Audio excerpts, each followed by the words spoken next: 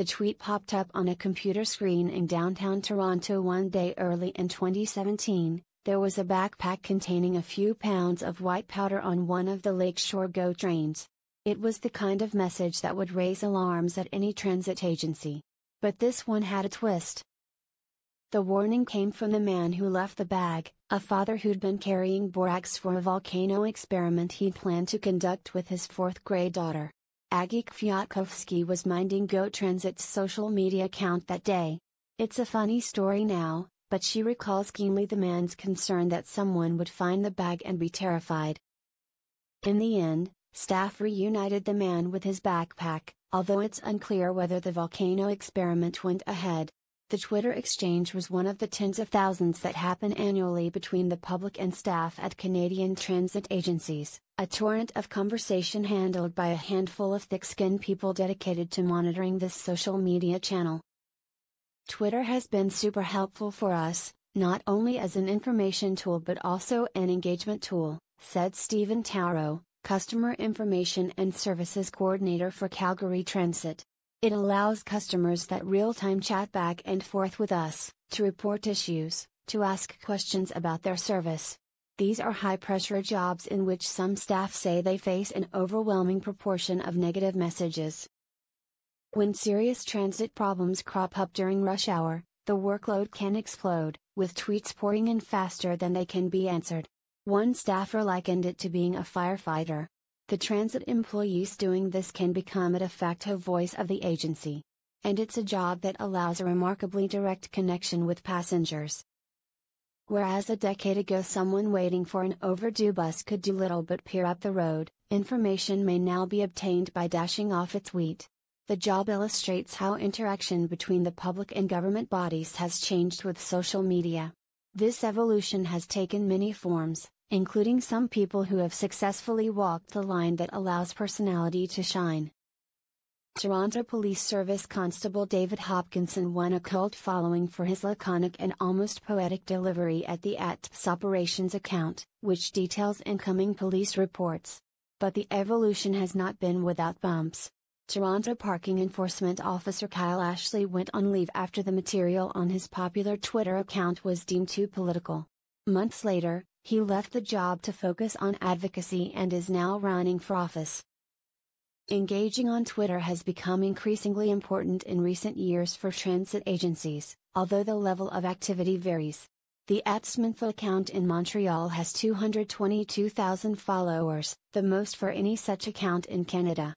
But it is fairly quiet, averaging not quite 1,300 tweets annually. The agency also has individual accounts for each subway line, said a spokesperson, and has multiple people tasked with responding to the public. In Vancouver, the @TransLink account is followed by 177,000 people, up about 5.5% so far this year, and has averaged 41,000 tweets a year. The account is staffed 7 days a week. There are 119,000 followers for the @Calgary Transit account, which averages about 19,000 tweets annually. One of the most popular of those tweets, a surveillance video shot of a moose ambling through a light rail station, sparked thousands of replies, likes and retweets. In Toronto, @Metrolinx has averaged barely 1,100 tweets a year, and has about 30,000 followers. The @Chelps account for the Toronto Transit Commission is followed by nearly 44,000 people and is much more active, averaging 47,000 tweets annually. Twitter has offered these agencies a new venue for customer contact, connecting them with regulars who tend to be commuters, chatting and joking away, or transit enthusiasts. Because we've been doing it for so long, we have a really great Twitter community of customers, said Robert Willis, the TransLink manager of social media and digital content. When people come on that are being abusive, a lot of times they're taken care of by other people on Twitter that aren't attached to us, aren't employees. In Toronto, when someone fires off a message to @Chelps, it's fielded by one of a small group at the TTC's Midtown headquarters. Most of them work in an alcove off the customer service area. It's a space hung with a number of huge transit maps, one of them with a prayer stuck to it. The stresses are inherent in the job. While some messages contain compliments about service, These are always passed on and logged. In the majority of cases, the customer is unhappy. "We're not perfect and we know that," said TTC social media staffer Kevin McAnina. Part of the trick in this job is finding the right way to word something when they may not want to hear it. It helps to remember that the ire is directed at the transit agency, not at them personally. Many in this role will put up with a certain amount of cursing, bearing in mind that the customer is often going through a frustrating moment. But not respond to someone who is being abusive. That judgment call is one of many the social media teams have to make on a continuing basis. Although the goal is to answer all tweets, the nature of the response will depend on a gut-level assessment of just what is being conveyed by the customer. Is the person asking a question? Are they trolling? Is it venting, essentially a public performance of frustration? Do they need a factual answer or something closer to Bill Clinton's "I feel your pain"? Educator and therapist, all in a few tweets, said the TTC's Matthew DiTorrento, adding that this judgment call can't really be trained. You get better as you sit in the job.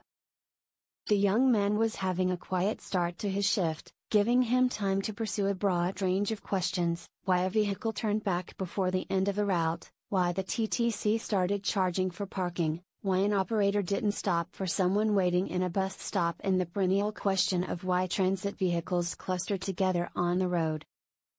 That whole 140 character, removing of that limit, fantastic, Mr. DiTorrento said. We can give so much more information.